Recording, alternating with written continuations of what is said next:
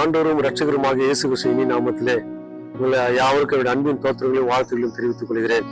கடவுளுடைய பெரிதான கிருபையிலே 40 நாள் பயணத்தினுடைய தியானத்தின் வழியாக நாளை சந்திப்பிலே மிக்க மகிழ்ச்சி அடைகிறேன். ஏசாயா 55ஆம் அதிகாரம் 11ஆம் வசனத்திலே, அப்படியே என் வாயிலிருந்து புறப்படும் வசனம் இருக்கும், அது வெறுமையாய் என்னிடத்தில் திரும்பாமல் அது நான் விரும்புகிறதை செய்து நான் அதை அனுப்பின காரியமாகும்படி வாய்க்கும்.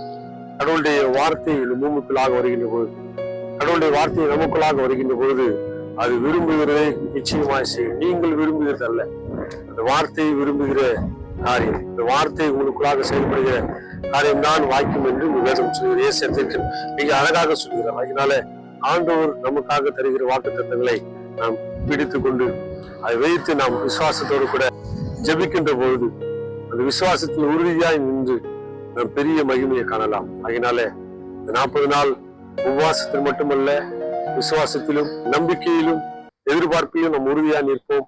ஆண்டுடைய நாமத்தை மகிமைப்படுத்துவோம். ஏனென்றால் அது தன்னுடைய காரியத்தை செய்யாமல் மீண்டும் வராது என்பது போல நிச்சயமாய் செய்யும். அதன் மூலமாக நீங்கள் ஜெயத்தை பெற்றுக் கொள்வீர்கள். கர்த்தருடைய நாமம் மகிமைப்படுவதாக. ஆமென்.